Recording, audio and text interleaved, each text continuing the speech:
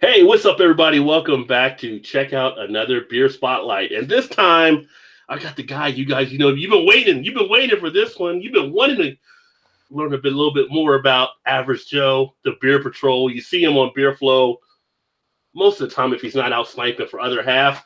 And we're going to do a spotlight on him so you can find out more about his channel and what he's all into in the beer scene. And welcome, Joe. What is up, brother? Yay! All right, I had to do that. Right, wearing the Ice Tea and Ice Cube shirt. You got to shout out Ice Cube anyway you can. But that's just the style how he rolls. Well, yeah. Ice Cube in the Ice Tea shirt. Would have been funny if it was Ice Tea Cube in the Ice Tea shirt selling lemonade like on the commercial. Yeah. Lemonade, man, come on. Yeah. I still get compliments on the shirt to this day. Like I wore it out maybe like a week ago, and I got stopped like 3 times in a grocery store. Like, oh, that's a great shirt. And I'm like, oh man, yeah, no, it is. That's why I bought it. It's fucking fantastic. It's what it is.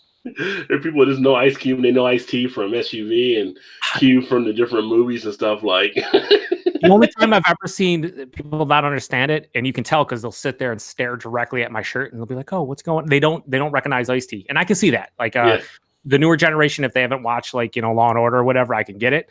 But like they'll sit there and they'll be confused. I'm like, "Oh, his name's Ice Tea, and there's Ice Cubes." And they're like, "Oh yeah, that's hilarious." I'm like, I know, you don't know who Ice Tea is. It's okay. It's a classic. It's one that Joe actually pulls off. So. Mm-hmm. Welcome in. You're the next beer tuber, the next character, next beer tuber in the spotlight. Bob Barker and be like, "You're the next contestant on The Price is Right." You're the next one in the hot seat in the spotlight chair. So, what we like to do here for those that haven't seen the Chet Show in the past, have a few beers, talk a little beer, find out a little bit about beer tubing and his channel. So you might want to check him out, and I'll put the link to his channel in the description as well. Beer Patrol right now, 421 subs, which is a great act in itself because you just started the channel when? I started it in April 1st, so April Fool's Day of 2018. So that's a great haul. So you're just over a year and you got 400 and something. So approaching that halfway mark to the 1,000 that YouTube kind of wants people to be at or whatever. So they didn't used to though. Didn't used to, yeah. So how long have you been around the YouTube beer scene? About 10 years, honestly. So I started first checking out, and I was cognizant of BeerTube back in late 2009, early 2010. And I say late 2009, early 2010, and not specifically because that's when I first got into craft beer was late 2009, but I wasn't super serious about it when I first discovered so-called craft beer. But I started really getting into, I'd say, BeerTube probably early 2010 or so. Okay. So close to 10 years, and we're coming up in about 6 months or so. So who were the first people you were watching out there back then? I got to be honest with you, with the Chad's beer reviews, 37Zs, because he was from New York. He was the first guy I saw, and then Lee Russell of the now defunct Hoagley's beer reviews. He was a guy that I didn't know much about the Canadian beer scene, let alone the American beer scene back when I found him. So seeing him review like Canadian craft beer and stuff, I was like, oh, wow, there's all these Canadian breweries and stuff. And I liked his kind of just no frills. Here's my review, and take it or leave it type of thing, right? Not too flashy or whatever. Joe D is one of the OGs that I watched. And the thing about Joe D, and he'll even tell you to this day, like he doesn't get technical in his reviews. He doesn't, get too in depth. He is the most fun-loving beer tuber I've ever seen in my life. Just watching his reviews made me smile, made me laugh, just because he was enjoying the beer. Like, the whole smoke thing, like everybody jokes nowadays, but when the smoke, when he'd get the vapors, he would be going nuts about it. And it was just like, wow, this guy just enjoys beer. And that's kind of the type of stuff that I liked watching, and I still do to this day. I like when people are enjoying what they're doing, because for most of us, this is a hobby, whether you're reviewing or watching beer reviews or whatever, and it's all about having fun first and foremost. So he definitely has a lot of fun to this day, right? So yeah, Joe is like, if you guys haven't seen Joe D's channel, Joe opening a beer bottle is like every day is a Christmas for a kid. He is just that excited. Every day he waits to see if that smoke's gonna pop, and it's just like, And if it doesn't come out, it's like the kid that didn't get the gift he wanted. If it does come out, he's like, he got what he wanted for Christmas. It's just that's the fun enjoyment that he actually has with the channel. And that's what I think you should have for your channel. You should have that enjoyment. You should have that engagement. And you're doing it for the fun of it because you like to do it, rather than being somebody who's trying to chase around subs or anything along those lines. And that goes for YouTube in general. Like most people who started YouTube started whatever channel they're doing because they enjoy it. Now, a lot of times it morphs into a job and like making, money off it and a living. But more often than not, you started because you enjoyed it. End of story. Like, I mean, and then sometimes it escalates into something that you can make money off, and sometimes it just becomes a hobby.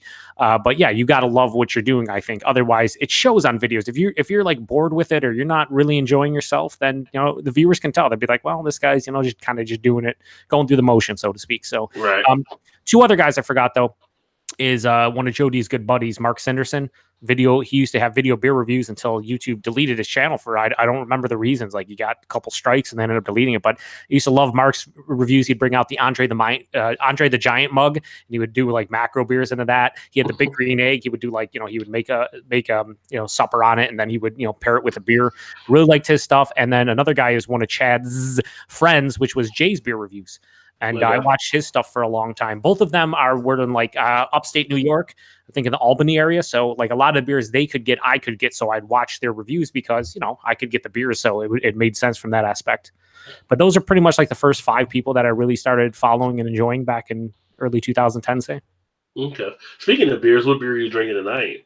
Shout out to my Canadian homies, all my Canadian beer tubing friends. I've actually had this in the fridge since like February. I went up and met with Ashley Sexton over at Sexton Brewing, Chris over at Off the 10th. We hung out at a brewery, and I stopped at the LCBO, which is the beer store there. And this is from Big Rig Brewing Company, and they're out of Ottawa, Canada, Ontario, but it's like, I think, Ottawa. And it's their double chocolate milk stout called Midnight Kiss My Cow, 5.6%. It's pretty good for double chocolate milk stout. Yeah, I really have no complaints. It's pretty solid.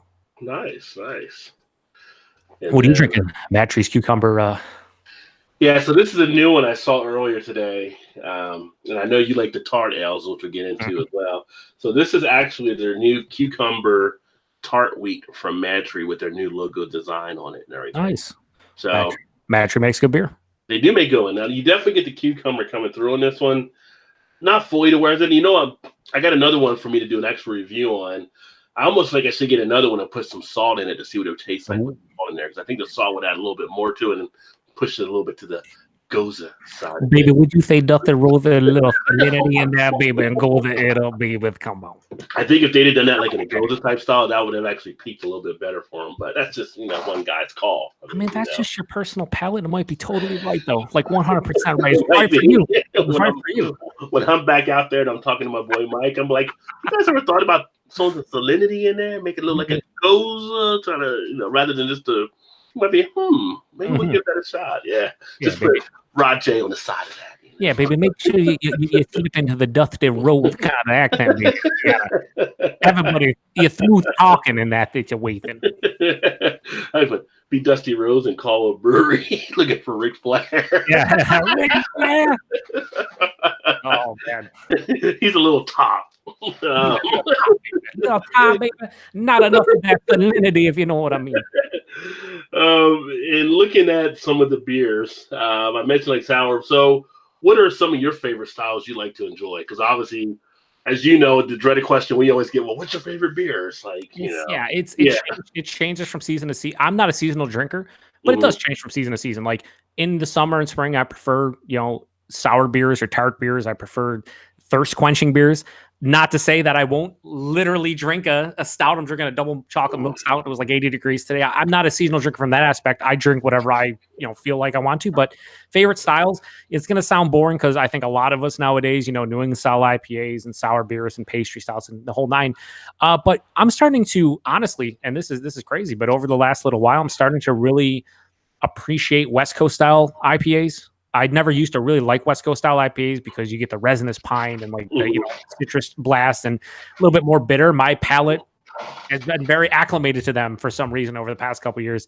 And another style that I've been kind of yearning for lately is German style Doppelbocks, or just German Doppelbocks. Oh. Yeah, I've really just I've drank a couple recently. It's Iyengar's Celebrator is just like a classic, and every time I drink that beer, I just kind of just want to punch myself in the face and be like, "Why don't you have this in the fridge all the time, you idiot? Like, this is delicious beer. Buy it more often, Yeah. So it changes from basically season to season, day to day. But like, I like most styles. There's some styles I don't really like. You get a lot of people are like, "Oh, I love all styles," and I feel like everybody has a couple styles they don't enjoy, right? It's just Yeah. kind of how it is. But yeah, I'm pretty approachable for most styles. But if like I had to say, yeah, like I really am digging like fruited sours nowadays. I not ones that always come off as like straight fruit juice, but ones that, you know, you can get the base Berliner Weiss or Goza and have fruit added. I mean, I'm not gonna sit here and deny that 450 North like slushy series is amazing, but at the same time, I think I prefer to have like an actual beer flavor to the beer. I know that sounds stupid, but nowadays a lot of these beers don't even taste like beer. So Right. I don't know. I mean, you can watch my channel and be like, this guy's an idiot. You know, he drinks New England style IPAs, fruited sours, and pastry stouts. What the hell is he talking about? And you know, those are the popular styles. That's what I get sent in beer mails. That's what shows up and is the new thing. But like I pretty much drink everything for the most part. You know, I try to give everything a chance anyway, at the very least. Yeah, I can definitely see that, and I understand that. And you know, I drink everything, but it's kind of like right now, more recently, I've had a little bit of a mix of different stuff popping up. It's really because I'm just emptying the cellar. When the cellar got a lot of the stouts, because you're in the cellar. Because every time someone sends you IPAs, you got to move them to the front and then push them back. So you take that law, and then it's like, oh, now you're going out and mass on stuff. But I would say for me, like one thing that I really like and you don't see a ton is like brandy barrel aged big beers. I don't care if they're imperial stouts or barley wines. I like brandy. I like brandy barrels, and you don't see it as often. So like when people talk about barrel aged beers, bring me those brandy barrel aged beers. Well, I'm gonna need you to drink that Malavita I sent you. I'm gonna drink 3 of them in a live show, and I'm gonna get schmammered. Oh, that's gonna be a good night then. All right, for everybody but me, probably. I'll be happy for the first hour, and then I'll wake up in a ditch somewhere. It should be a lot of fun. Have Eric come in and do the PSA for you. Yeah, he might. So with the favorite styles, you kind of nailed it down there, or you think? Yeah, I mean, it's tough. I know it's seasonal, so you're kind of going through everything, but yeah, I'd say pretty much fruited beers in general, whether they're sours or they're IPAs or they're sours, regular just fruit beers, IPAs, even like stouts and stuff. I love fruit, so when you add it to beer, I enjoy it. And a lot of people be like, "Don't fruit the beer." Totally get those people, but for me, I enjoy it. And fruit's been in beer for a long time, so you know it's still stylish. You fruit your beer? What beer did you fruit? No, I'm just saying a lot of people be like, don't fruit the beer in general. They won't drink fruits. They won't drink beer with fruits in them. So, I mean, I get that aspect, but like at the same time, like I'll bring all the fruits on. I'm down for it. But have you fruited your beer? You know, not personally. Like I haven't well, let me say this. I did have a blueberry wheat back in the day. Actually, it was Fatheads. Okay. What is it? Bumbleberry? With the bumbleberry, yeah. And I had it at the actual brewery itself. But they do fruit there, yeah. Yeah. So one time I bought a bottle and did it myself, and it was just as fucking good. So like I was like into it. I'm like, yeah, maybe I should do this more often. But I really don't anymore, just because so many beers put so much fruit in it nowadays. It's like you don't really need to accentuate it with fruit, you know, especially like the sours and whatnot. So I don't. Yeah. Of course, if you do it at the breweries, house rules win. So I mean, yeah. Who am I to tell them how to serve their beer? You know what I mean? Like they're gonna I got some drinking with the fruit. So what would you say of the beer different styles? What's the one you probably like the least? Not necessarily hate or anything, but just probably the least. There's actually a couple that I'm not huge fan of. Number one, Rauch beers or German Rauch beers. Listen, I don't hate them, but my palate for a long time, I just don't care for like the campfire smoke, right? Even the Sri Lankas, I've done a couple reviews on my channel, and I'm starting to turn the corner a little bit though. But in general, like smoky beers or like peated beers as well. Like I am not a huge, peat guy. So when it comes to like scotches that are big with the peat, my palate's just not for that. American Pale Wheat Ales, and this is where we'll have the debate about Oberon, right? Bell's Oberon, Pale Wheat Ale. Eric, it's an American Pale Wheat Ale. If I'm going to grab a wheat beer, it's going to be a Belgian style Wit beer, or it's going to be a German style Hefeweizen, right? That's for me. Generic American wheat ales for me, they just don't do it for me. And Bell's is one of those. I know why everyone likes Oberon. I totally get it. There's an Oberon day. I kind of get it. But it's one of those things where it's like, for me, that's not my jam. And then one style from Germany that I don't like is their alt beers. Are not a fan. I've never been a fan of alt beers. I don't know what it is. I'm just not a huge fan.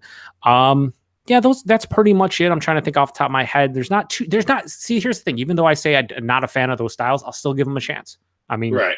I will, because I'm a firm believer that everybody likes every style, to a degree. Like, you will find a beer in almost every style that I think you can at the very least tolerate or enjoy. You might say, like me, I might say I don't like Roche beers, but I've had a couple that I think are good. I just generally don't, seek them out, or they're just not for me more Right. often than not. So, but those are pretty much the styles that I'm not a huge fan of. Anything that has a huge smoke presence, anything that's American wheat ale in general, outside of like if they a lot of breweries now are doing Berliner Weisses, which are sour wheat ales. But you like the Bumbleberry? That's a wheat ale. Yeah. So like again, but it has honey and blueberry. In it. So, you're gonna have to kick this thing up if you're going to give it to me. Yeah. Something in there. Put all the adjuncts in there, baby. I can't drink without adjuncts. No, but there's only those are only like the 3 or 4 styles that I really can't say I can get behind. Everything else, yeah. I mean, I at the very least enjoy it. So yeah, I still have not really found a shandy I really enjoy, but most of the other things I can find stuff. Yeah, shandies and radlers are weird. If you have, I feel like if you just have a base beer that's just generic, and then you're adding lemonade to it or you're adding some kind of fruit juice, you're still just gonna have fruit juice with just an average or just not tasty beer. So like it's like, you're just it's I don't see the point either. But there have been some good shandies and radlers I've had that I'm like, oh, those are really good, and I could drink them on a warm summer day, for instance. So. Yeah, see, some of the rattlers I can actually enjoy and actually throw those down. And speaking of strawberry and lemonade, have you done your Datter Day yet? No, I'm reviewing that tomorrow. And I think you'll be surprised. I'm going to listen, and that's the thing with my channel. Anybody who watches it, I have my favorites, I have my least favorites. I go into every review with an open mind. I don't ever have a preconceived, or if I do have a preconceived notion, I don't let it affect my my thoughts on a beer. If I'm drinking a beer from a big macro company and it's delicious, then it's delicious. End of story. Yeah. If I drink a beer from a super hype brewery and it's not good, then it's not good. You have to be honest. Otherwise, why are you even on YouTube doing beer reviews if you're not going to be honest with yourself and with your viewers? It doesn't make any sense. Yeah. So I try to be honest. And I know you're a big proponent of trying to do like more of the mystery type stuff or the blind type testing. And that's the funniest thing about the whole Natter Day. When they had an event in Missouri for a beer event and they did blind testing and they had to pick the best new beer, and all these people were supposed to know about beer, Natter Day ended up winning. And the people were like, it's like, she didn't know what you thought you knew, because apparently you did not know this was Natter Day. So, and that doesn't surprise me, because honestly, the one thing that I don't want to say I dislike it, but it kind of bugs me a little bit when it comes to craft beer or good beer, whatever you want to refer to it as. I feel so many times the brewery and the style dictates what people like. They don't let their palate or their mind speak for themselves. So they instantly go into and go, okay, this is a New England style IPA from Treehouse, automatically amazing beer. It's like, no, let taste the beer first, go through it, to see what you think about it, because there are some really good, macro beers or beers from macro owned breweries that are delicious, but people just can't get past that they're owned by a macro, and vice versa too. Like, here's this awesome microbrewery that's super small and hyped. It's got to be amazing. Not always how it works, Right. More often than not, sure, Treehouse makes amazing beer, Trillium, or whatever hype brewery you can insert there. But there's some stinkers from those breweries, guaranteed. I mean, I've had some, and so have other people. So, doing it blind, and like in a situation like that, you see the bias that a lot of people can have towards macro, towards craft, whatever the case may be. So, doing blind reviews and not knowing what it is, yeah, you find out real quick how your palate perceives beers as opposed to how you think about them before even trying them. Yeah, no doubt. Mm-hmm. And then one thing with the beer, and I think you may have told me before, but you haven't done anything where you've brewed beer before, right? Or anything I have. I haven't personally. I have helped friends. I've helped friends brew days and whatnot.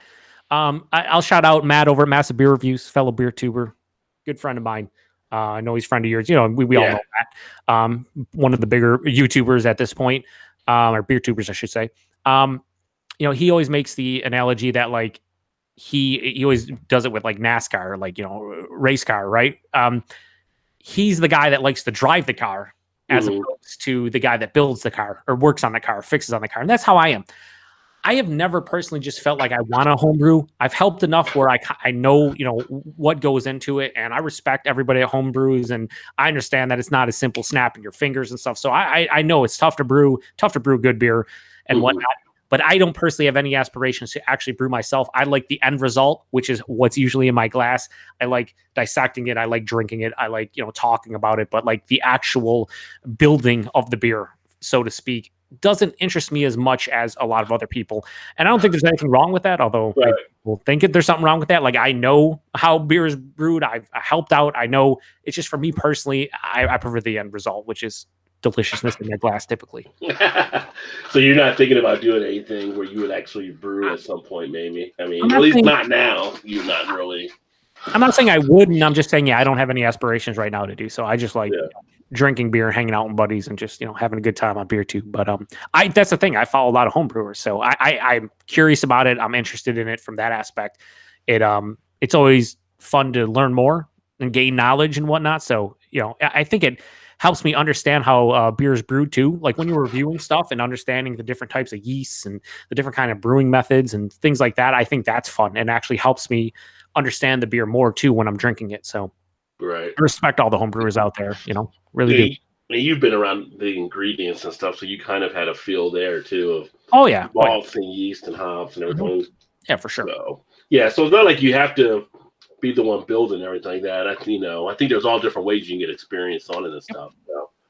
Yeah, it's like saying like, somebody might be very knowledgeable about like the aforementioned cars or race cars, but maybe they never actually worked on a race car. It doesn't mean they don't know about it. It's mean they just haven't actually worked on it. So, you can still be very knowledgeable about something that you haven't completely done 100%. I feel maybe not as knowledgeable as people who've been through the trials and tribulations of home brewing and, the different batches that are off and just, that you have to scrap because you didn't brew it well. And I'm sure, at the end of the day, home brewing is a lot of fun, and it's maybe something that I'll get into at some point. Just right now, I just don't really see myself doing it in the near future. All right, nothing wrong with that. So, how about do we do this one or do that one? Oh boy, what's going on, Rod? I thought these are boom, boom, boom, rapid fire. Oh, they're boom, boom, boom. But I'm trying to think, which boom do I want to hit you with? Hopefully not a big boom. From Boom Boom Mancini. All right, so we'll do this one here. So you've been invited to a party known for your craft beer knowledge and awareness, and your buddy says, bring the 6-pack of the 6 beers you think would best represent craft beer. What 6 are you putting in your 6-pack? That's a loaded question, and I'd be here for about 30 minutes trying to figure it out. Without question, Sierra Nevada Pale Ale would be in there. 100%. Okay.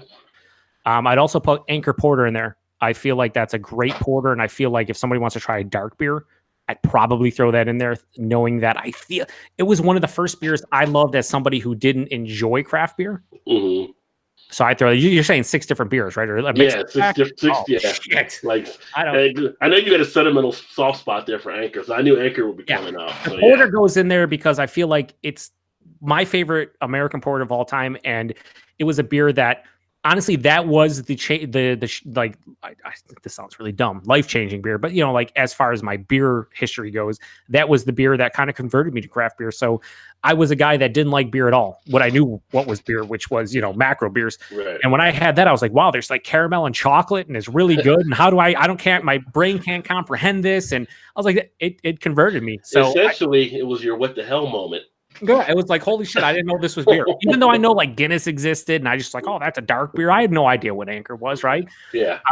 That was really good. So I would go Sierra Nevada Pale Ale. I would go Anchor Porter. If it was the summertime, I don't know when this party is, so to speak. Now, I would do Westbrook's Key Lime Pie Goza for 2 reasons. Okay. Number one, I feel like people could appreciate a sour beer.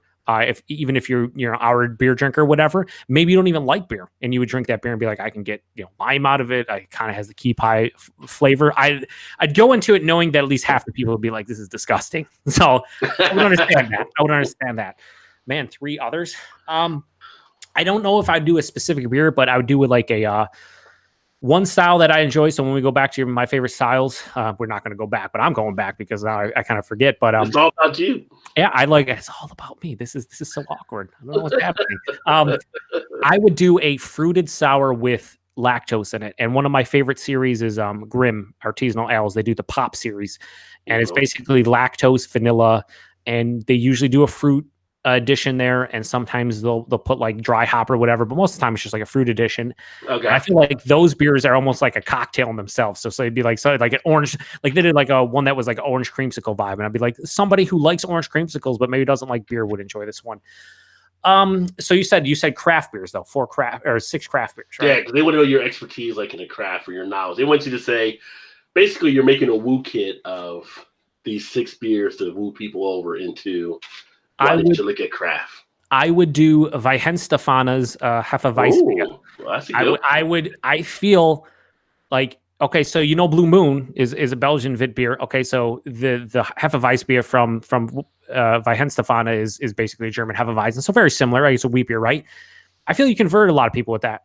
I feel like that's where Blue Moon comes in for a lot of people. They step up from the macro and they're like, oh, this is a wheat beer, has a little orange, whatever in it. I get it. Like it doesn't crush my palate. It's not like something super different. So I would do a Hefeweizen, but I would do that beer specifically because I feel that's a classic. So that's 5, right? And I think we're at 5, yeah. Do I bring a barrel aged beer to the dance? Do I do that? People ready for barrel aged in the beginning? Probably not, but you might get people who enjoy whiskey, might enjoy bourbon. So maybe I would bring like a big imperial stout. Okay. I'll tell you what, my cousin, complete Labatt Blue drinker, Labatt Blue Light. We were going to a Sabres game about 3 years ago, and we stopped at a like a sort of a craft beer bar, but they have macro and whatnot. And I ordered 2 different vintages of Goose Island's Bourbon County Stout. And I let him try both of them, and he fell in love, and he actually almost drank more than half of each pour from me. I was very angry about that, considering I was point on him. I was like, yo, get back on your side of the table, son. Yeah. I was like, yo, I think you owe me like about $8 right now. I don't know what you're doing, but you can slow down. So maybe like Goose Island or like a Firestone Walker Parabola or something like that, because I feel like, the easy way to go is like, all right, I'm going to bring a bunch of pale ales and maybe like hoppy lagers and whatever. But I would want to bring a 6-pack, a mixed 6-pack for different kinds of people who say maybe they don't like craft beer. Mm-hmm. And I feel like you could get in a whiskey or a bourbon drinker by bringing a big boozy whiskey barrel, bourbon barrel beer. And I've seen that happen with my cousin. I've seen it happen another time where people drink, Goose Island, Bourbon County, are just like, what am I drinking? This is delicious. Like, I don't know. This is a beer. And I'm like, yeah, it's totally beer. It's like, 14%. It's a beer. And they're blown away. They're like, I actually like that. Yeah. Like, well, there you go. So I would probably bring like Goose Island, Bourbon County, Firestone Walker, Parabola, a big boozy imperial stout aged in some kind of bourbon or whiskey barrels. I think that would be my 6. You kind of have, you have the Sierra Nevada Pale Ale. You can probably convert some people that are macro drinkers. Weihenstephaner, the Hefeweizen. You have a fruited sour. You have the key lime pie goza, which is kind of a fruited sour, but like I feel like it's super refreshing, almost like Gatorade-esque in a lot of aspects. And then, bring a couple others to the dance. I think your mixed 6-pack needs to be an actually true mixed 6-pack, not just a mixed 6-pack of 1 or 2 styles, So yeah, that's what I'd go with. But then again, a lot of people would probably look at me and be like, you're a fucking idiot. I'm okay with that. I like it. I like that you did well there. So that's a good roundabout way, a nice little packet to bring in and get people broken down on stuff. Yeah, because you meet people in all walks of life, and if you go to a party or whatever, it's like this guy might be a whiskey drinker. This guy or this woman over here, she might like whatever, and it's just like, okay, they like different spirits, or they don't like beer, but they like different cocktails. They like different spirits. There's a lot of ways to bring those people in. I mean, you look at craft beer now; that's what they're trying to do. So I mean, bring everybody in that doesn't technically like beer. So how do you win them over? Maybe brew something that they're very familiar with. Yeah, because I think one of the, and maybe you agree with this too, one of the tough things that craft beer can run into for someone converting is that they come at them too harsh, right? So you come in with somebody and it's like, oh, I want to try craft beer. And they say, okay, here's a barley wine. Mm-hmm. That's not going to be too strong for them. Barley wine is the one style I can say without a shadow of a doubt.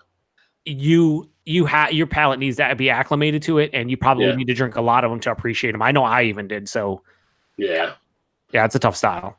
Yeah. But at the same time, I know a lot of people who hate beer and they drink a sour and they're like, holy crap, I love this. And it's like, yeah, no, that's beer. It's just a sour beer. What, they're sour beers? Yeah, they're sour beers. And then they just fly off the handle and they just drink all the sour beers. And it's like, okay.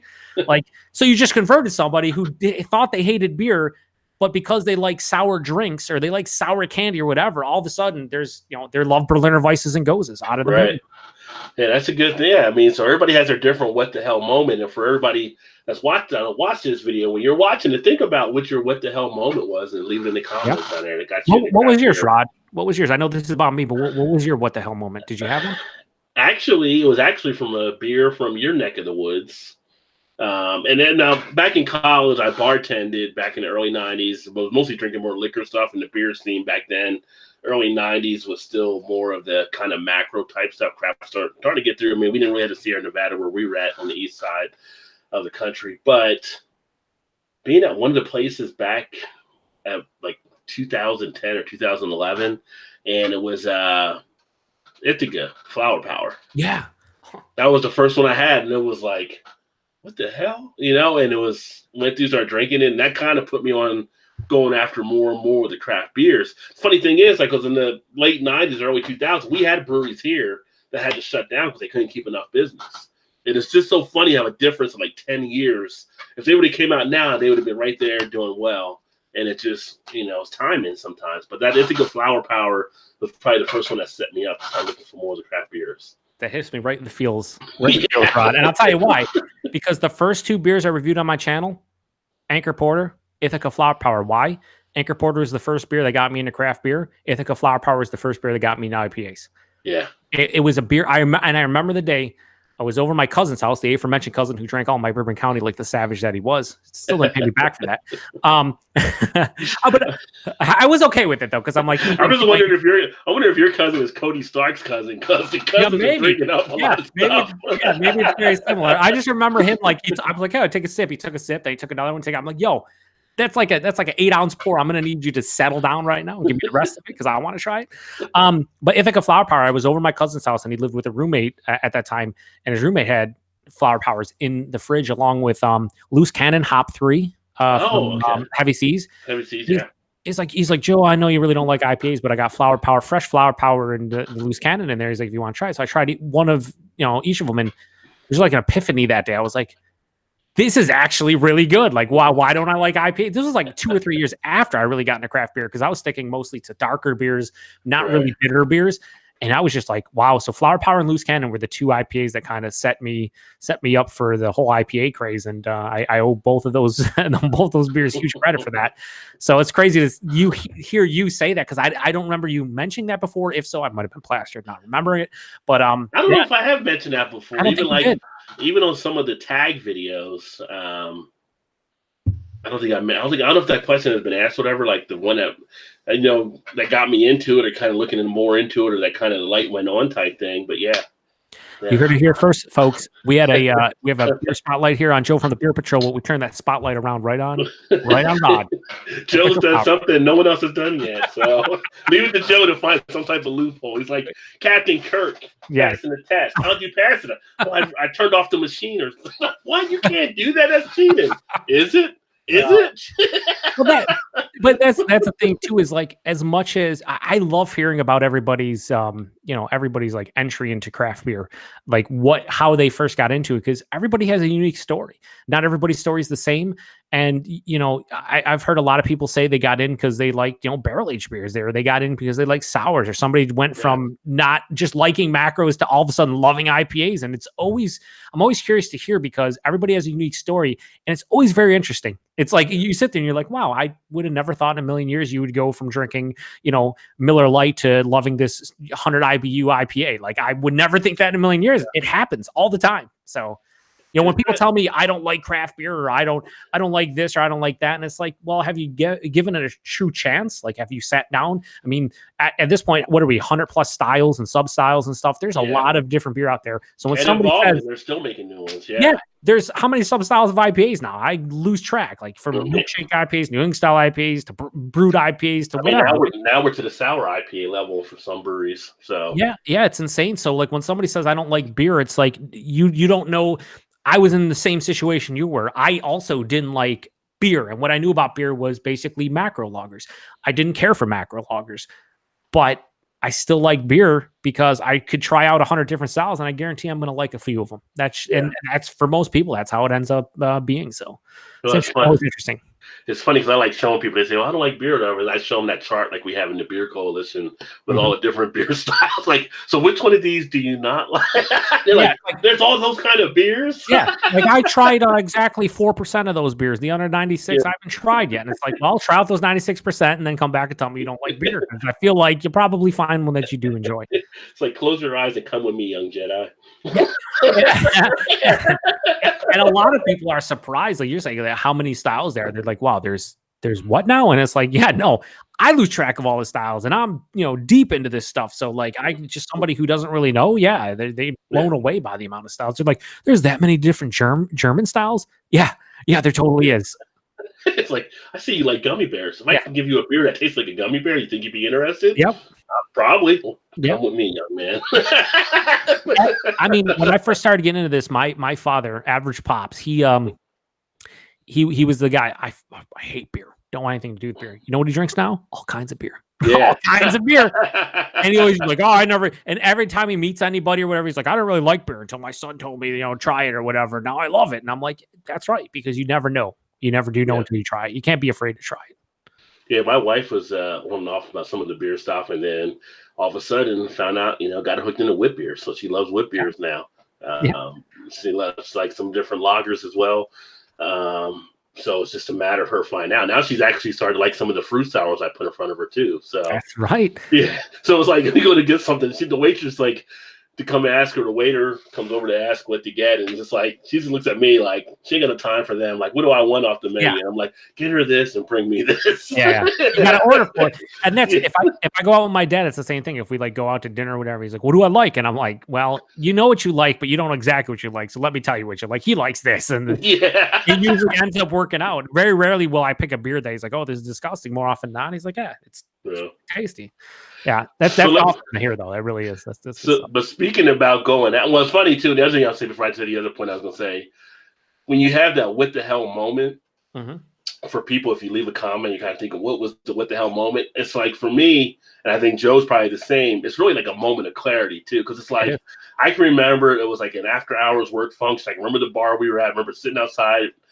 Remember going up to order the beer, and I said, well, we got this flower power. Like, what is? I remember the whole thing and everything, and just that whole picture. Yeah, I remember. So my moment of clarity, so to speak, it was shortly after I bought 2 mixed 6-packs at my local bottle shop, which is still open to this day, called Premier Gourmet. It was the first place I found that did mixed 6-packs, because the first 2 craft beers I tried like on my own were Blue Moon and Hoegaarden, and I did that because, honestly, being the noob I was 10 years ago, not knowing, I actually Googled like least bitter beers, because I always perceived that the problem with beer was bitterness for me. And it really wasn't. It was just the taste of macro lagers weren't my jam, because those beers now, they're not bitter. They just don't have a taste I enjoy. So I tried Blue Moon, tried it with and without fruit, orange slices. And I was like, I don't really care for Blue Moon. Tried Hoegaarden. I was like, oh, this is a little better. But then I was like, I'm buying 6-packs at like $10, $11 a 6-pack, and I'm not going to finish the rest of these beers because I don't enjoy them. So like, can I buy just a single beer? Sure enough, I found a place, went there, and I told the manager, who's still the manager with me, which is great, because he's seen me go through the progress of like walking in the first day and being like, can you get me 2 mixed 6-packs of beers? You choose. And I told him, you choose the mixed 6-packs, but throw in a couple beers that I probably wouldn't be able to handle not ever having craft beer. Anchor Porter was one of them. He threw in a bunch of wheat beers. He threw in a couple Belgian beers. He threw in Troegs Nugget Nectar, super fresh. This was in like the early spring when I did that, which is why I said early 2010. It was like probably like February, March-ish. And Nugget Nectar, not having any kind of just redeeming quality whatsoever to my palate. I remember drinking that beer and going, this tastes like straight up marijuana to me. Like it's like I'm drinking like. Some people will be like, yeah, let me drink all the marijuana. But to me, I was like, I don't want to drink this at all. Like, I'm not smoking it, but I certainly don't want to drink it. I couldn't handle it. But I remember sitting on my couch watching a Buffalo Sabres game. It was like I said, early spring. It was probably April-ish, probably February, April-ish, maybe March. And I'm sitting there, I crack open that Anchor Porter, and I was like, man, I had like 3 or 4 out of the 4-pack, and they really didn't do much for me. I was like, I don't like them. I poured this one. I was like, wow, this is super dark. And I drank it. I'm like, this is fucking delicious. Where was this? Like, where was this all? And I'm drinking it. I'm just like, it was an epiphany where it's like, even if this is the only beer out of the 12 beers that I bought, that I enjoy, I'm going back to buy more because I ended up like 2 or 3 out of the pack, but that one was the one that just stuck with me. Like, okay, so I want to go drink all the porters, and then for like a year straight, I drank nothing but porter and stout. That's all I did, which isn't a bad thing to this day, right? Yeah, Drinking porter and stout is the way to go. Yeah. You were like, go, and you're like, wait a minute, it's intermission. Yeah. Like at the intermission celebrating, and they're like, Joe, they're at the intermission. No, it's like Coming to America. Yes, in the face. What you doing, man? It's halftime. That's what I was doing, but with Anchor Porter during a Sabres game. Good call. Yeah, exactly like that. Oh my god. Hands above the coats. Yeah.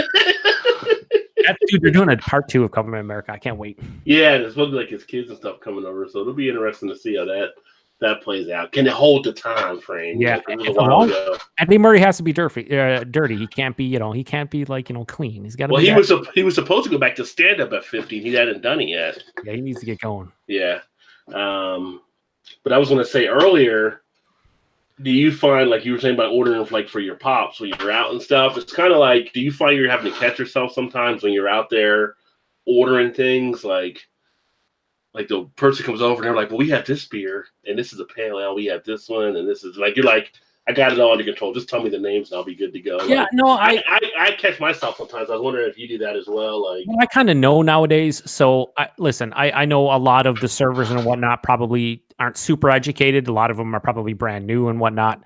But for me, like when I go out, I'll let them go through whatever they're going to say because they're trained to do that and whatnot. So I don't try to, Right. I'm trying to step on their toes, but when they, whatever, I'll just be like, oh, I appreciate all the information. And then I'll just order whatever I'm going to order, because more often than not, I kind of know wherever I go what I'm going to order and what I'm looking to drink. So I don't need the recommendations, but I also know they have a job to do and I don't step on their toes. So, part of me in the back of my brain's like, I know all this stuff. Like, I could save you time in probably like 30 seconds, not reciting it all, but it's probably good training for them too to understand stuff because, like I said, a lot of servers and whatnot, they might be brand new or, just because a lot of places, people that work in a bar or restaurant that serves a lot of great craft beer doesn't necessarily mean they love craft beer. It's a job. They're making money. So a lot of times they don't, know a lot about it. So what better way to learn than recite stuff and understand it, So I don't cut them off, but I find myself being like, yeah, I could, speed it up a little bit, but I'm all right. So I'm the only dick here. Okay. Yeah. You're the dick. You're the dick. I'm the nice guy. I didn't think about them learning it though as they're doing it though. Yeah, it's good. I feel like it's a good learning experience. If you come in and you're going to work at a craft beer bar, for instance, and you don't know a ton about it, or you don't know all the styles, like what better way to like kind of learn about whatever menu you have that day, whatever you have on tap, like how else are they going to learn? I mean, that's part of their job. So I feel like, they probably want to learn that way. So I try not to cut them off or be like, hey, I'm Mr. Beer Consumer and I know way more than you. Like, no, let them go through what they need to go through. And then I'll still end up ordering whatever I'm going to order, but might be good for them. Right. Try not to be a dick rod. I'll try to remember that next time. Yeah, no. Don't bring the frosted glass out, you piece of crap. No frosted glasses ever. Trying to fix my light. I'm somehow getting some type of mood lighting taking place. I don't know what's going on there, but then now it's back to normal. I don't know. It's Google. I'm going to blame it on them. But it's always kind of funny there because it's kind of like I try not to, but it's kind of I don't know. I'm an impatient for. I guess growing up in New Jersey, where we're used to having things done, and New Jersey people. So I'm in New York. I mean, not really. New York. I'm like more. I'm like more Canadian / Ohioan, whatever you would say, from Ohio, and more PA than actually like New York City. Like I'm 7 hours away from New York City, and I'm 3 hours away from Cleveland. Like the people around here, I'm way more to the I'd say Midwest than anything. So. I don't have the impatience issue, I guess. Growing up in New Jersey or growing up in New York or probably anywhere in the Northeast, a person can talk regular, but to the people that are from those areas, you think they're stuttering because they're taking so long. That's just how it comes across to some people sometimes. Yeah, I can see that. It's like speed it up. So I don't know. The lights and stuff on. I think it's just the camera. I don't know what's going on. Everything is set up to be what it's supposed to be. I have no idea. So we'll do this one through the weird darkness of the computer. I can't see you, Rod. No, I'm good. Yeah. But so that's some good stuff to know there. So in a competition sense, real quick, don't think about it. Lambic or Goza? Oh man. Oh, so you're thinking. Yeah, Lambic. Lambic, yeah. Berliner Weisse or Flanders Red? At this point, oh man, I like Berliner Weisses more because I drink more of them. So, but I just go Berliner Weiss. I think I like Flanders Reds better, but I just go Berliner Weiss. That's the first thing that came to mind. So I'm going. And the Berliner Weiss or Lambic? Lambic. Lambic. So Lambic. A good Lambic is hard to beat. Yeah. It's kind of like when you go to like the eye doctor, like this one or that one. This one or that one. Yeah. So Lambic. So Lambic would be the one out of the sours for you. I mean, I appreciate like sours and farmhouse and things like that take time, like mixed fermentation, aging it in food or stuff like that. But like Berliner Weisses and Gozas and whatnot, they're kettle sours, they're quick to produce, and I like them. I like kettle sours probably more than the average person, but it's hard to beat like a well brewed lambic. Like it's tough. Like when you get an extremely well made one, there's nothing that really beats it sour wise. So lambic would win. This lighting is just crazy. All right. I haven't had that happen before on the spotlights. Like the spotlights. I think you're drawing all the energy from the spotlight. I think you're just drawing all the energy away. I'm sorry, Rod. It just happens sometimes. The light loves me, unfortunately. I don't know what to love, but it's all over me. All right. WWE, brother. Oh boy, here we go. Wrestling stuff. Little now it's getting a little better. Are you trying to get your viewers to hate me here? Is that what we're going to talk about wrestling? Little name association. I'm going to say a name, and you're going to say the beer that pops in your head thinking of that person. So kind of what beer they may drink. I did this with Kyle with Marvel Heroes. Okay. Kind of beer they would actually drink that you would picture them drinking. Oh man. You ready? Okay. Hulk Hogan, brother. Oh man. Budweiser, American Hero. Macho Man, Randy Savage. There is no beer for Macho Man. Beer? There's no beer for Macho Man. None? No beer can contain the madness. Do you understand? So you said the Macho Man can't have a beer. There's nothing. He can have a beer, but there's none associated with him. That's just how it works. The madness is the madness. Ooh, yeah, you can't dig it. No, there's no beer for the madness. No, sorry. Okay. None. The judges are like, yeah, they're just like, what is this allowed? Yeah, it's allowed because he's Macho Man. Okay. Yeah. Roddy Piper. Oh shit, Roddy Piper. Man, what's like over Bourbon County? It's like over the top ridiculousness. Some people like him, some people hate him. Some people find him overrated, some people find him underrated. Bourbon County style. Good call. Triple H. Oh, what's a super bougie beer that likes to keep everybody down? I don't know. Kind of maybe like a Blue Moon. Moon. Yeah. It's kind of like I don't know. A little bit of a fakeness there with Triple H. A little bit of fakeness, but like he's kind of being like a top star, but he's not quite there. Like he wants to be like a true craft beer. Like, Triple H wants to be a true superstar, but he's not The Rock or Steve Austin, so he's not really. He's kind of held down a little bit. So he's not going to play the game. No, he's very consistent. He's very consistent is what he is. Yeah, the game thing we're not. Yeah, we're no game. I'm just feeling like a lot of Triple H stuff. Like people say is like he never was to The Rock and Stone Cold level, and he like hold a lot of people back. And I feel like that's what Blue Moon does. So I'm gonna go Blue Moon. Not everything against Blue Moon, but he's kind of Triple H-ish. What about the Ultimate Warrior? Oh man. Whatever super just over the top crazy batshit insane adjunct beer you've ever come to love or hate. I don't think there's a specific beer. You'd have to be colorful too. Yeah. So like a crazy fruited sour with like 15 different fruits, vanilla, lactose, the whole nine. You gotta have like 20 adjuncts. Somebody's gonna drink that beer and be like, I don't know what the fuck this means. I don't know what he's saying, but I kind of enjoy him to a certain degree, But at the end of the day, like he's not a good wrestler, good character, not a good wrestler. So the beer would have to be disappointing. I don't know what beer off the top of my head I would pick, but I would just say stylistically, like 15 fruited Goza or like Berliner Weiss with vanilla lactose over the top, and then you drink it, and you're like, I don't really know if I like this one or not. Probably not. Like, I don't know. I haven't had it yet, but I was thinking it might be like a unicorn fart type thing. But Unicorn. So yeah, so like over the top, crazy shit that you at the end of the day, you're like, this was really cool to try, and in his case, watch. But then you're like, kind of disappointed. Like it's okay. Hacksaw Jim Dugan. I already used Budweiser as a true American hero. So he is like an American. We'll go Bud Light. Right. We'll go Bud Light because he's the light version of Hogan. He's not quite to Hogan's level. Like Hogan was on another level. He's Budweiser, American hero. He's Bud Light because he's a light version of Hogan. Never quite attained the the success that Hogan did, but still, he's red, white, and blue all day. I was thinking you might go Natty Daddy or something. No, we're never going Natty Day. Let me get that Natter Day first, and then we'll see. And one of our favorites, you got to mind the list, Dusty Rose. Oh, baby, Dusty Rose, something that's super smooth, baby. You know what I'm going to go with, baby? I'm going to go with the aforementioned Stefano, baby. Some of that Hefeweizen, baby. You know why? Because it's a little bit fruity. It's a little bit smooth. It's so easy. It's not too sour to enjoy, baby. It's just a little bit. No, I think something like that. Something very smooth, easy to process. Yeah, but what beer has black and yellow polka dots is what I'm trying to think. Yeah, I'm thinking of polka dots too. Or what has hard times, baby? If hard times. I don't know. Well, he was a working man, so it could be Yingling black and tan. Yeah, baby, you can black and tan if it was black and yellow, maybe, baby. Black and tan, maybe you can go black and tan, but I don't know, baby. It's black and tan, not black and yellow.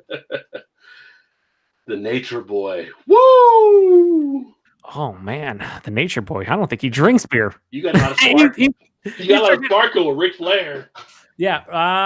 He might have been more of a unicorn fart. I don't know. I'm just saying. Now Ric Flair's flashy, but there's substance behind him. So I don't know. I'm trying to think of what's a good North Carolina beer. Flair country, baby. What's a good North Carolina beer, baby? You can't cheat and say Sierra Nevada or anybody like that. West Coast, they just come over to the East Coast. I don't know. He's got the flash. He's got the pizzazz. Yeah, I don't know. I mean, oh man, it's hard. It's hard to pigeonhole Ric Flair into a single beer. Just gonna say that. It's got to be something styling and profiling. What is styling and profiling nowadays? Right? Yeah. See, I placed Ric Flair back in the 70s, 80s, and 90s. So like, I'm trying to think of like an older style and profiling beer, but I don't know. Colt 45 works all the time. Nah, baby. This man's not drinking Colt 45. You know what I mean? Billy D was a ladies' man. So. Yeah, I don't know. Maybe he hung out with Billy D here and there, though. Maybe he got into some Colt 45. Styling and profiling. Like, man, I don't know. I really can't pigeonhole Ric Flair. He's kind of like Madness. Madness is just, savage. You can't handle the madness. Ric Flair, all of them. Like he's whatever. Here's the thing about Ric Flair, knowing his history, whatever beer's in front of him is what Ric Flair is. That's funny. Knowing some of the history, going to the bars and stuff, he's drinking whatever. It has to be a macro though, even though it's like I feel like it'd have to be a macro. Yeah, I don't know. I can see it being a macro, man. Maybe he's an Natterday kind of guy. He's got the flash. He's got the tape. Nah, he's not Natterday. No, he's got a little bit more. I mean, he's wearing $10,000 suits. He's not drinking Natterdays. Jet set with Natterdays. I'm on that mega bus, baby, with a Natterday. You know what? Stella Artois is Ric Flair. Stella Artois. But he's going out of the country, going there. Yeah, but hang on. Yeah. Super classy, over the top, but at the heart, not really. $10,000 flashy suits, $5,000 watches. Everybody's like, oh, he's top of the line, super class. And then at the end of the day, Ric Flair's just a hard working man that enjoys his liquor. So I'd say Stella Artois. It's kind of a weird one, but I feel like that kind of like you think about. You can kind of see him not coming out with the road when a commercial doing a Stella Artois. Mm-hmm. So easily, because everyone thinks of Stella as like a bougie beer, right? And that's kind of Ric Flair's persona. He's like, he's fucking top of the line, right? Lee's gonna watch us back and be like, Joe, you're a moron. But you know what? I'm about 3 or 4 beers deep right now, and I'm trying to process as well. See him doing that scene, yelling Stella, and then like, woo! Yeah, woo! Well, I mean, they got the dude from Big Lebowski, so if they get Jeff Bridges, I mean, like you can get Ric Flair. Yeah, they can get Ric Flair. And with the Rock. Ooh, the Rock. Smell what the Rock is drinking. Ooh. See, Rock is another classy guy. I'm gonna go again. I'm not gonna go with an exact beer because I think stylistically it's better. I think Rock is gonna drink. Now, don't get it confused with Ballers. Now we're going with the Rock, like the wrestling persona. Oh, the Rock. Yeah. I mean, the Rock's wearing like $6,000 Armani suits, and he's from Miami. I feel like you would go with a wine barrel aged sour. That's what I think. He's got to keep it classy to a degree, right? Like he's got to be classy, but he's from Miami. He's rocking Florida. That's what he's all about. So something that's going to be very appropriate for the weather. I'm going to say a wine barrel aged sour. That's what I'm going to say. I don't know if that's right. I was thinking about maybe like a pina colada goza or something. The Rock. You remember all of his crazy shirts and stuff. And again, being from shirts, maybe pina colada goza, something in that realm. I think that's the Rock. I think that's Rock. But I mean, he used to rock, no pun intended, Miller Lights with Stone Cold and whatnot when they used to, do the beer bashes in the ring and stuff. He drank his Miller Lights and the Bud Lights and whatever cheap beer they had. But The Rock's a classy individual. Let's be honest. He's probably drinking wine, like $7,000 bottles of wine. He's not drinking beer. Yeah. And then finally, we can't do it without saying Stone Cold. Stone Cold's drinking his Broken Skull, or what is it? Broken Skull IPA from.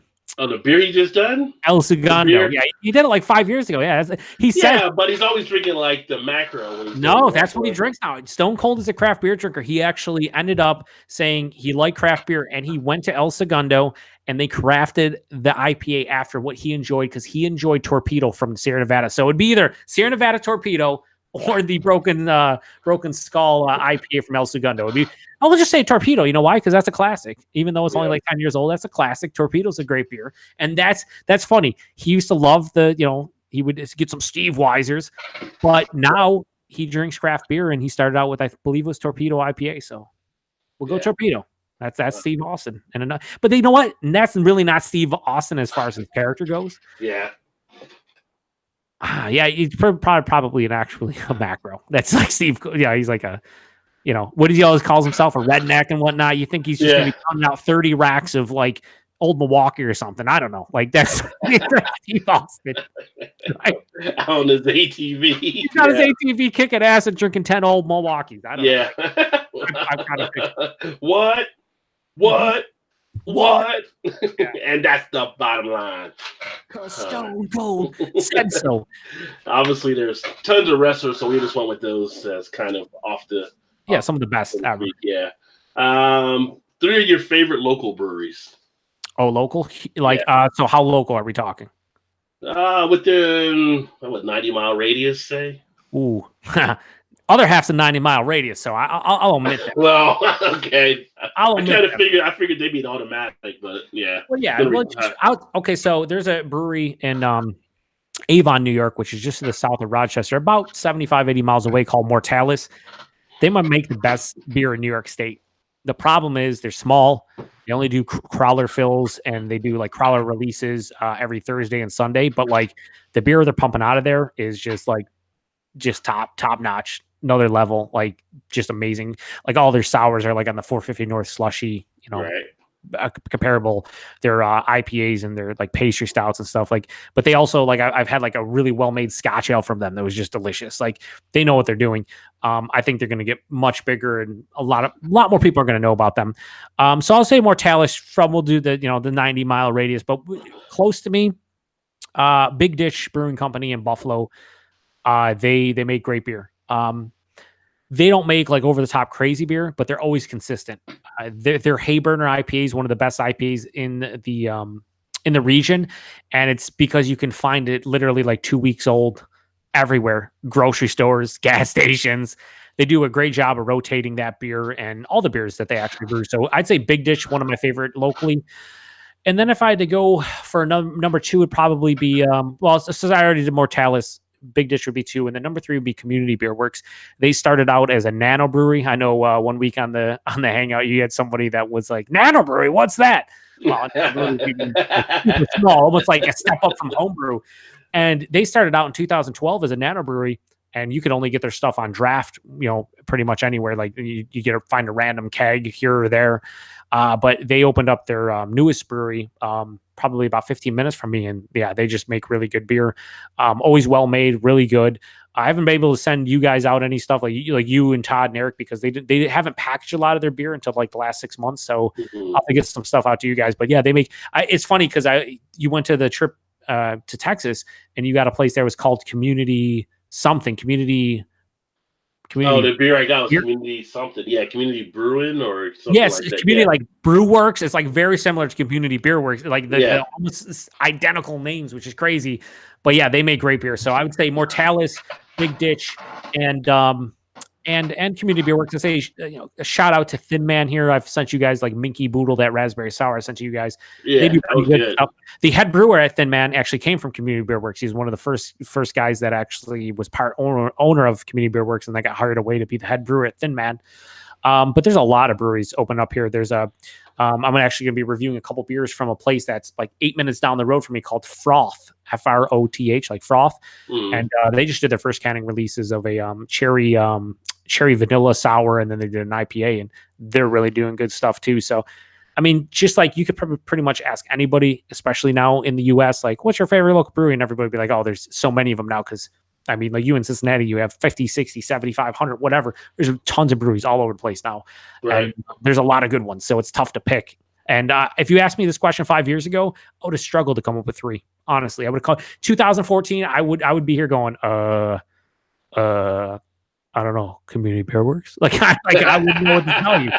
You know, that's a lot. Can we knock down that number? Right? Yeah. And now it's there's like 20 breweries within like a 15, 20-minute drive of me. So like, yeah, it's insane. Yeah. And then what are your three favorite like non-local breweries? Since I didn't mention Other Half, and they're technically from New York City, I'll go Other Half. You got to mention Other Half. Everybody knows it's Other Half. Other Half is my favorite brewery of all time. No, I wouldn't say of all time. They're one of my favorite breweries. I couldn't necessarily say they're number one, but I drink so much stuff from them. I pretty much review one beer a week from them on the channel. But you ask anybody who's drank Other Half stuff, I'd say more often than not, people would probably agree with me that they make great stuff. I mean, the stuff I've sent to you and Eric and Todd, it's all top notch. There's a reason I like them, not because I'm a homer, because I'm not even a homer. Like until they opened up their brewery 6 months ago, that's 90 minutes from me, I couldn't really get their stuff. Right. So they just make good beer. Oh man, you know what? Another brewery I really like. It's a Canadian brewery, Bellwoods Brewery. They're out of Toronto. They've started to get distribution in the States, New York State. I know even Earth has seen them out there in California. They make some of my favorite beer. My favorite Canadian brewery. It's not. It used to be by far. There's a couple Ontario breweries that are close to it, but Bellwoods is up there. And then I think we may get Bellwoods here now. I think that was in our Jungle Gyms. Yeah, I mean, if you get Shelton Brothers distribution, which distributes like Prairie Artisan Ales and stuff like that, you probably see some of their stuff at some point. And then honestly, Firestone Walker for me. Firestone Walker, on the pretentious wall of bottles and cans, I got Parabola over here, but Parabola and Sukaba, two of my favorite barrel-aged beers. But even their base beers, going back to their Union Jack and their Double Jack and their Easy Jack, and just so many of their beers are just delicious. We've always had distribution. Not always, but like for the last 6 or 7 years, I've had distribution of Firestone Walker stuff. So I've had the chance to try out most of their range of beers. And now like a beer like Parabola and Sukaba, basically shelf turds, more or less.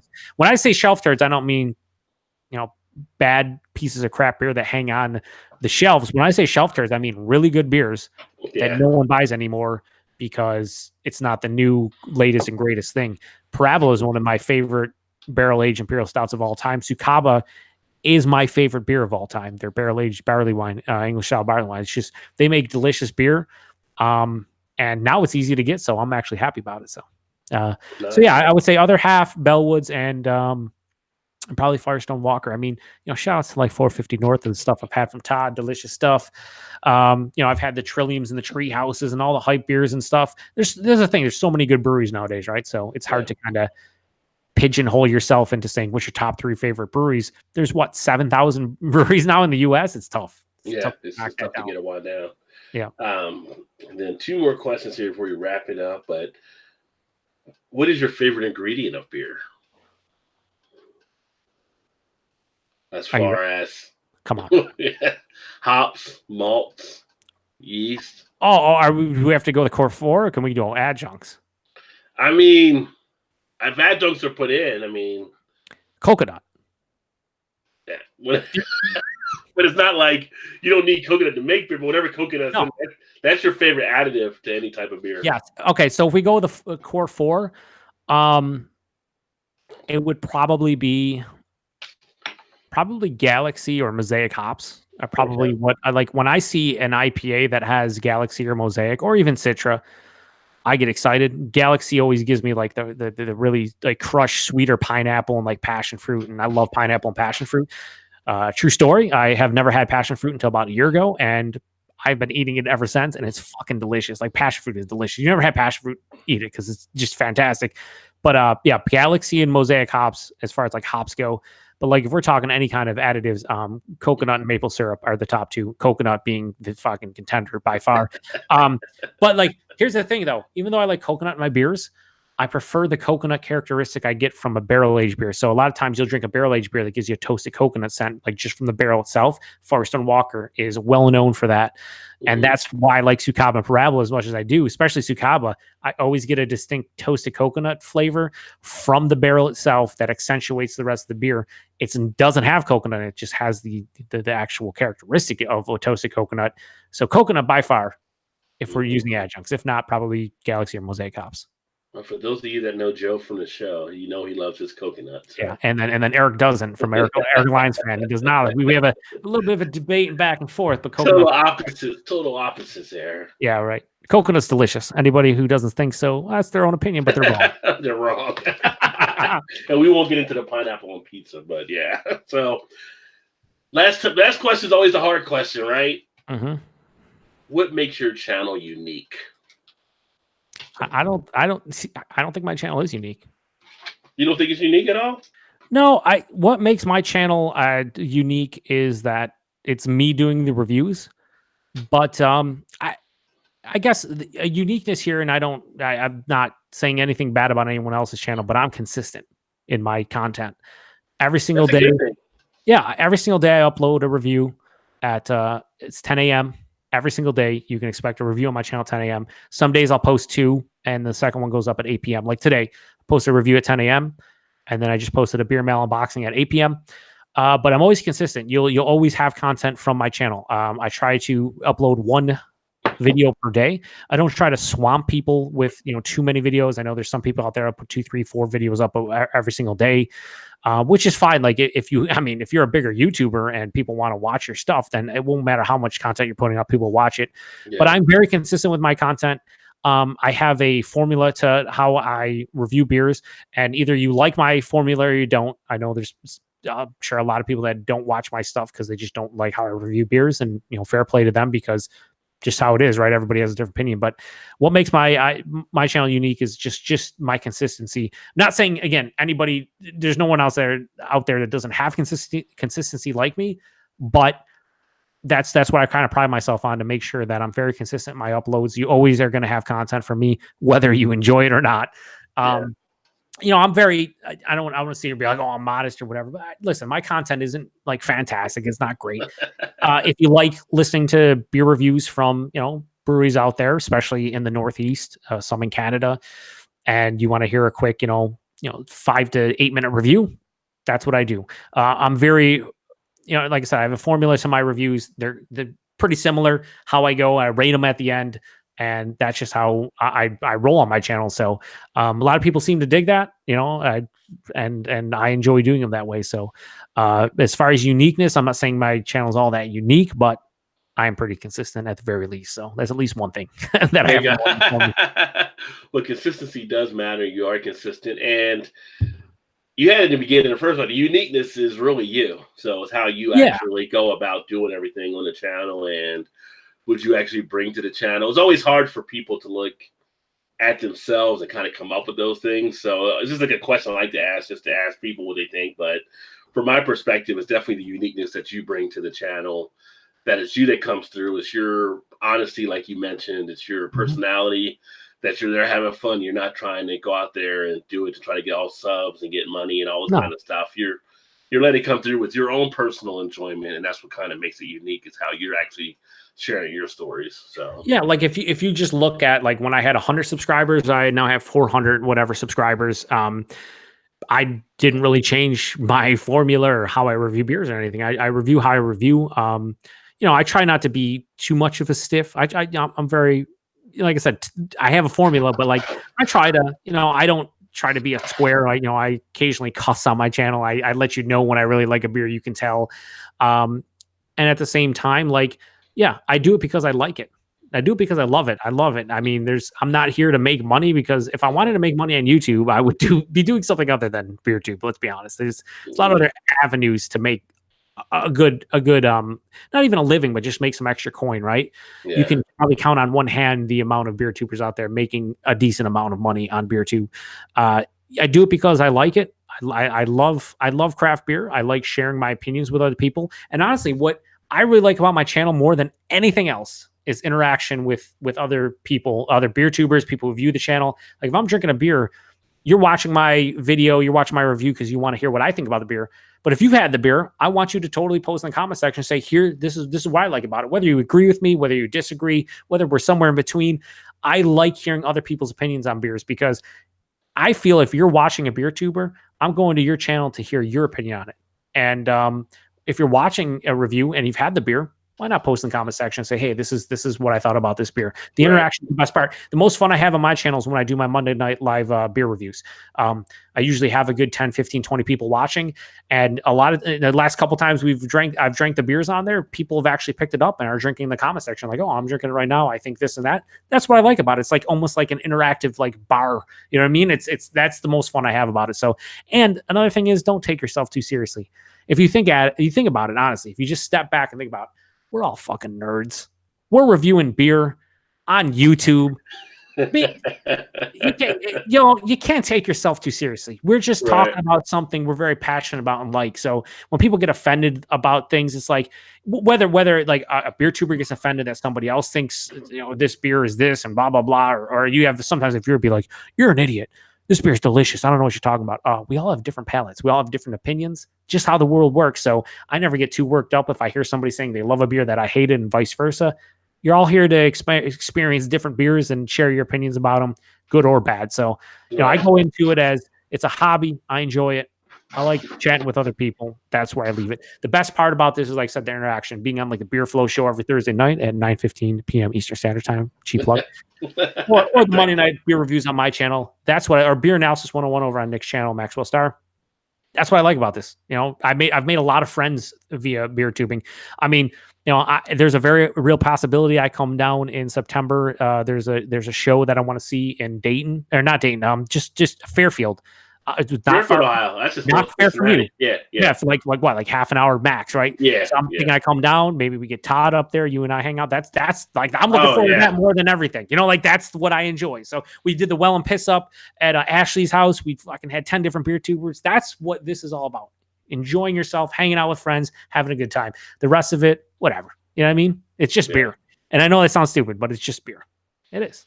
No, it's all good. I mean, but stay true to yourself. So, just have fun and enjoy the ride is what I say.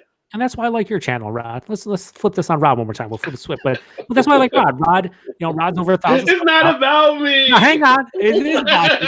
But Rod's over 1,000 subs, right? And he does things like this, the beer tubing spotlight, where he likes to, show off his friends to, be like, hey, here's so and so. He does good stuff. And that's what I appreciate about Rod. The fact that you're a good friend and you're just a good person in general. You're trying to help other people out and kind of show other people, hey, there's other beer tubers out here you might not be aware of, and here they are. So if you want to go check them out, cool. If not, that's cool too. But that's what this community should be all about. Stuff like this and not the other nonsense. I don't have time for the other stuff. I like just chatting and enjoying myself with other like-minded individuals, and that's what we got going on. So that's what I enjoy. And now my long-winded response will be died out right now. Might be the beer talk a little bit, but yeah, it's all about the interaction. And albeit now, even with the YouTube stuff versus, it's like earlier today on a Facebook post I saw, and it was one of the Cincinnati groups here, and one of the breweries came out with the beer trying to celebrate Pride. but the title of the beer upset some people because it was called Stonewall or whatever. But there was a whole Stonewall thing in San Francisco that kind of made the pivot point. But they're donating the proceeds. It's when good intentions get turned bad. You know what I mean? So it's kind of like I just kind of read the comments and we get involved. But you don't have that on YouTube as much as you on Facebook. Or some of the things on Twitter. That's why I kind of like. That's why it's like nice having the community tab now because I can share more stuff through that versus that. I mean, it's to the point like, do I even want to be on Facebook? It's kind of like outside of the pages where I like being on Facebook where we have the Beer Coalition, which if you guys are watching, I remember that. That's a beer group that we have there on Facebook or like the Facebook page that I run. But outside of that, it's like all the other things that are happening now. As soon as somebody says something, it becomes a whole big thing anymore. And it's kind of like. Seems like everybody looks at the negatives too. It's always like, oh, this says this, so let me interject my 2 cents and just tear everything down.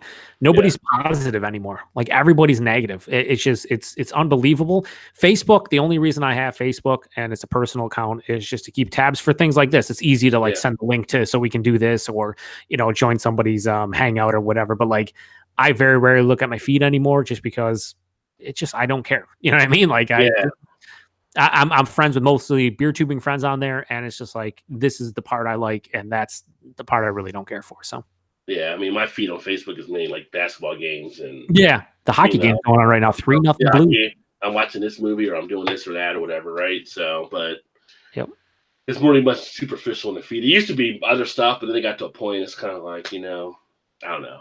Same here. That's a whole different topic. But every single day, I would scroll through my feed and make sure I try to look at everybody's posts. And then, like about 6 months ago, I was like, "This, I don't want to." I didn't do it anymore. I started the idea of the beer island 2 years ago just to get away from it. And I got people that want the beer island now. Can we make it happen? And am I invited? So for sure. Yeah, it's just all about the beer, but. Definitely appreciate Joe for being on. We ran a little bit longer than I thought we were going to run tonight, but that's all right because I talk a lot. I talk a lot. It's good. I mean, you're up there with Brad and Jessica now, so Yeah, but that was 2 people. I don't know if I'm proud of that. But it's just a good flow of the stuff. As it happens, we let it go, let it run its course. But make sure you check out Joe on the Beer Patrol. Again, the link is in the description. Catch him on the Beer Flow most of the time. Thursday nights, 9:15. He's in and out, but he'll be back. Don't you worry about that. Sniping people, no big deal. Sniping for other half. So that's how he gets all those other half beers. But anything you got upcoming on your channel you want to let people know about? I know you mentioned the unboxing type stuff and they did today, but anything coming up the next few days? Well, actually, I should say, by the time they see this, it'll be Sunday night. So anything you're pre-planning for coming up in the next week or so? Okay, well, we'll go next couple months just because, whatever. It doesn't matter. No, we'll just go generic, right? Every Monday night, 8 p.m. Eastern Standard Time, I do a live beer review on my channel. Sometimes I have other beer tubers join me. I mean, we'll get Rod on there at some point.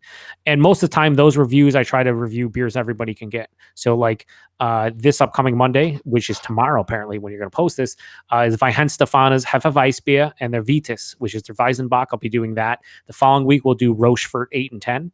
Going to have some fellow beer tubers joining as well. Rod's always welcome either day if he wants to join. I'm not going to put him on the spot, but I'm just saying he's welcome. So every Monday, 8 p.m. Eastern Standard Time, live beer reviews. In August, I believe it's August, I'm going to do an entire month of nothing but mixed 6-pack beers. So any place here that just has like a section where there's a grocery store or like a small bottle shop where you can just get beers in the mix of 6 section, usually for $9.99, $10.99. The entire month is only going to be beers I can get in those mix of 6. So no special beers, no $4 beers, whatever is in those sections, which are usually the Sam Adams of the world and whatnot, in the Sierra Nevadas and the New Belgium. I'm going to do an entire month of that. Why? Because most people can get those beers. So I figure if I do those, and then what I'm going to do is a week in advance, I'm going to post the 7 beers I'm going to review for that entire week. So if people want to buy the beers, they can come to my channel and drink them while I review them. And they can have the beer and see what I think about it, whatever. I probably get like 2 people doing that, but I thought it would make for a fun month, like a theme month. Outside of that, every single day, 10 a.m. Eastern, I post a review. I'll do a lot of beer mail unboxings because people send me beer for some reason. Not really sure why. I guess they enjoy my opinion, which jokes on them. But aside from that, I just have a good time. You can catch me, like Rod said, 9:15 p.m. Eastern Standard Time every Thursday night. Beer Flow Show. I'm not here every Thursday. Rod is though. Aside from that, Beer Analysis 101. I'm on, a couple times a month too on Nick's channel, Maxwell Stars. Outside of that, yeah, that's all I got. Cool. And what's the estimated size of your cellar now? We're not going to talk about that right now, Ron. No, we're not talking about that. Let's just say somewhere in the 300 right. range. So for those of you that see mine, and I'm back down to about 110. Yeah. Joe's 3 times bigger than what he's got. Yeah, I need to drink some of that stuff. It's the thing is I don't really want to review a lot of it because I feel like a lot of stuff people can't get, but they might enjoy that. I don't know at some point. Yeah. We'll see. Well, between you and I know Kyle's got a lot on his beer reviews. So I mean, speaking of which, the one other thing I'd like to point out, and I don't know if you're playing out, but Matt over at Matt's Beer Reviews doing a big beer tubing get together. I believe that's on Saturday, July 20th. Trying to make it there. I don't know if I will, but if I do, you're going to see a lot of beer tubers. Are you going to try to get down there too now? Or? I'm going to try. So. Okay. Yeah, I know Kyle's been trying to get me to try to get over there too. So that would be great. If you could, that would be fantastic. We'd have a great time. Well, I'm supposed to go back up sometime to see my mom up in South Jersey anyway. So that would be the perfect time, man. It'd be a time that I could try to get up there as a possibility. So stay tuned. Stay tuned. But I want to thank you, Rod, for doing this. It was a lot of fun.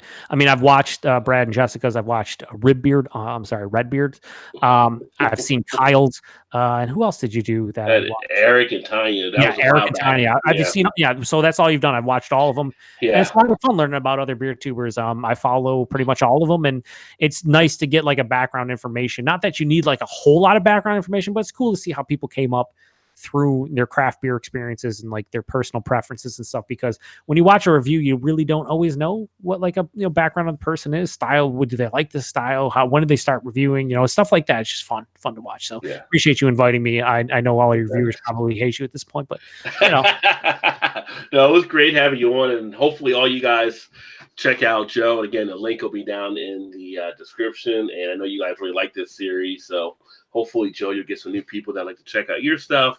And actually, I started this a few years ago, but it's only I've only done 6 because you get so distracted with everything else. You got unboxings, you've got beer reviews, you've got festivals, you got all kinds of things happening. It's like, this is something I want to do more of. So for those of you that made it this far, or if you're watching this in the pieces and you left and came back and now you're watching the second half, that's happened. I get repeat people on these. I see on my analytics. Put some comments in there if there's someone you think you will want to see on one of these beer tuber spotlights, just so I know. Because I mean, there's other people I'll be talking to, but if you have a favorite out there or somebody you want me to sit down and ask some questions and find out some more about, drop a link in there as well. Yeah, for sure. This is one of the better series that I watch on YouTube in general. It's nice to, like I said, learn about other beer tubers that I consider friends. Like I always, comment on Brad and Jessica's videos and Kyle's and stuff. And it's nice to sit down for an hour and a half and be like, I kind of know them more now, Yeah. Without getting too personal. It's like I kind of know their beer background, which is, why we watch the channels to begin with. So a lot of fun. Yeah. Yeah, it's great. I mean, one of the people I want to get on, I haven't talked to him yet, but like Brian, he doesn't really do beer reviews as much, but he knows a lot of the beer knowledge, right? So we want to get him on here as a beer tuber as well. So it might not be all beer reviewers, it could be different things that we're just doing there. And then hopefully I'll get some more brewery videos too with some of the brewers running different breweries like we did with Darkness. Those are always fun because those are usually a live stream because I'm there and they're like, hey, let's go ahead and go live. All right, let's do this. That 3-hour one, the random one, which you went to Cincinnati, I forget the name of it, but that was one of the best ever. Are you talking about the Black Cloister or Darkness that we did? What was one of the first ones you did with it? You just sat down with the guy, you just randomly, you didn't even expect it, and you just talked for like 3 hours. It was amazing. That was Black Cloister up in Black Cloister. Toledo. Yeah, that was good. And they just started bottling some of their stuff, like some of their big bottles. So hopefully they're on their way with that. Send Rod some stuff, man. Review purposes. Let's get this going. That was like unexpected. Like, that was a fun time for sure. That's why, go out there and do it. And the one with Darkness, we had to set up. We even went longer with Darkness than we expected to, and he's like the head brewer. So getting out here and getting the information out and providing people's details. And the one we did with Mad Tree was fun. So just need to get some more of that and everything. So don't worry, more good stuff coming for sure.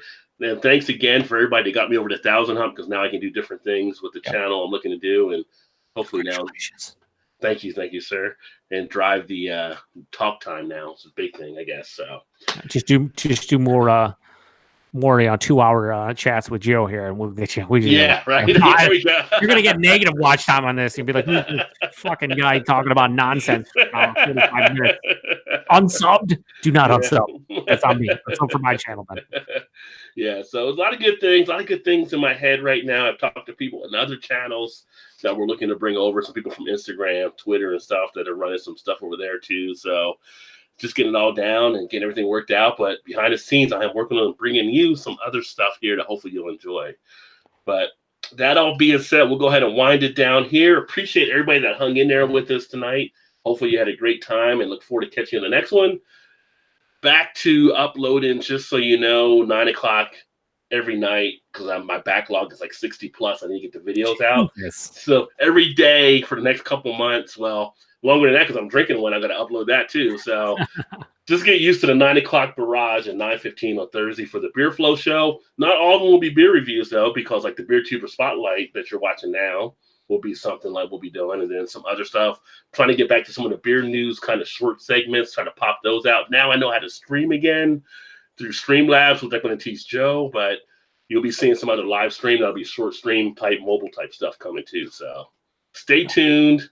Keep drinking that good craft beer. Remember, there's always time. Get your beer on. Thanks again, Joe. And we are out. Cheers, everybody. Cheers.